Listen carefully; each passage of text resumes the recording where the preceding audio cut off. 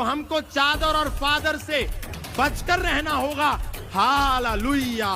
बस एक करा और किसी को भी लिटा दिया। ये सब झूठ ढोंग आडंबर पाठ। भारतीय दर्शन शास्त्र के महाभारत शांति पर्व में लिखा है, अशुद्ध परम पापम, अविश्वासी होना पाप है। शुद्ध पाप प्रमोचनी, लेकिन जब हम विश्वास करते हैं तो विश्वास हमारे पापों को मिटा देता है। विश्वास हमारे पापों को मिटा देता है। नमस्कार, प्रेज द लॉर्ड। मु आकाश नायक, आपण माने देखुछंती सुभाष नायक यूट्यूब चैनल। फिलिपियों की पुस्तक उसका 2 अध्याय हमें बताता है कि आसमान और जमीन का परमेश्वर पृथ्वी पर मनुष्यों के बीच मनुष्य बनकर रहा और उसने भयंकर अपमान को सहा। भयंकर अपमान किसके लिए? किसके लिए उस अपमान को सहा? मेरे और आपके अधर्म के लिए।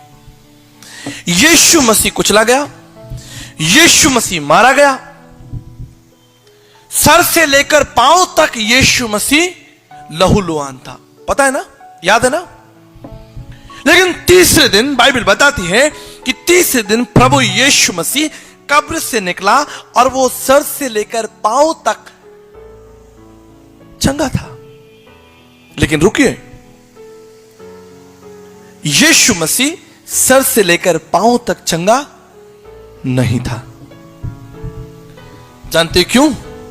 क्योंकि किसी ने कहा था, जब तक मैं उसकी हथेलियों में अपनी उंगली और उसके पंजर को छू के ना देख लूं, तब तक मैं विश्वास नहीं करूंगा। यीशु मसीह संपूर्ण रूप से स्वस्थ हो सकता था, लेकिन उसने उस अविश्वासी के लिए, उस थोमा के लिए, उसने उस घाव को जीवित रखा और कहा, थोमा विश्वासी हो। भारतीय दर्शन शास्त्र के महाभारत शांति पर्व में लिखा है, अशुद्ध परम पापम, अविश्वासी होना पाप है। शुद्ध पाप प्रमोचनी, लेकिन जब हम विश्वास करते हैं तो विश्वास हमारे पापों को मिटा देता है। विश्वास हमारे पापों को मिटा देता है। एक और अविश्वास की घटना मैं आपको बताता हूं। जिस रात यीशु मसीह पकड़वाया गया, पवित्र शास्त्र बाइबल हमें बताती है कि सेना की टुकड़ी यीशु मसीह को पकड़ने के लिए आई थी। सरकारी लोग आए थे भैया। और वहां पर एक व्यक्ति था जिसका नाम था मलखुश। और जैसे ही उसने यीशु मसीह को पकड़ना चाहा, पतरस ने उसका कान काट दिया। यीशु ने क्या किया? एम्स के डॉक्टरों को बुलाया, फोर्टिस के डॉक्टरों को बुलाया। यीशु ने उसका कान उठाया और उस कान को जोड़ दिया। हालेलुया। लेकिन आपको पता है, कुछ रिजल्ट नहीं मिला। वही आदमी यीशु मसीह को पकड़ कर लेकर गया। क्या रिजल्ट मिला? आज मैं और आप कहीं उस मलखुस के समान तो नहीं, कहीं थोमा के समान तो नहीं।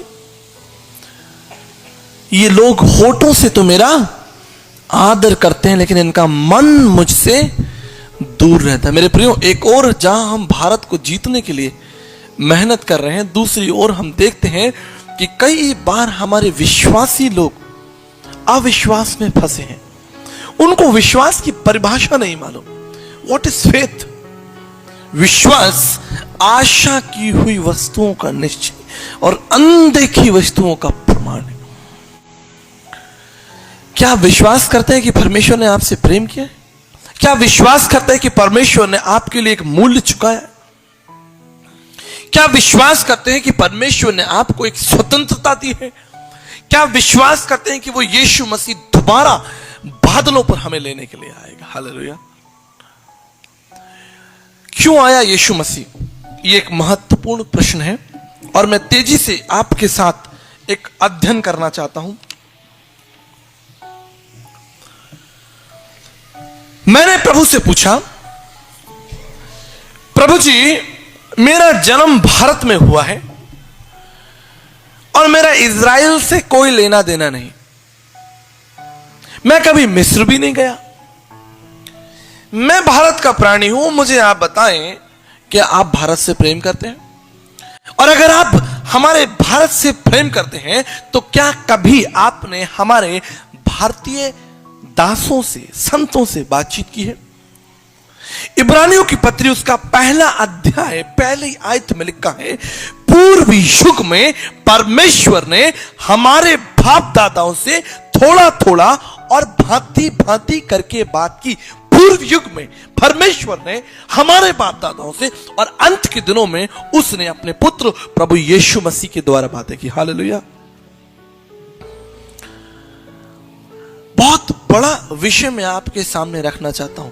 क्या आकाश और पृथ्वी को बनाने वाला परमेश्वर क्या केवल यहूदियों का है? क्या केवल उसकी सारी वाणी, उसकी आवाज, उसका प्रकाशन, उसकी योजनाएं सब इजराइल के लोगों के लिए है?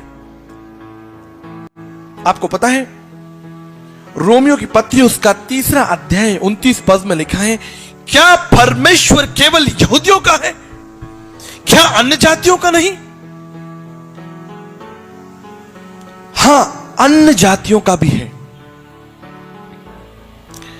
प्रेरितों के काम उसका 10 अध्याय और 34 और 35 पद में पतरस ने कहा, तब पतरस ने मुंह खोलकर कहा, अब मुझे निश्चय हुआ है कि परमेश्वर किसी का पक्ष नहीं करता, वरन हर जाति में, मेरे प्रियो, हर जाति में, हर देश में, हर जाति में जो उससे डरता है और धर्म के काम करता है, उसे वो भाता है।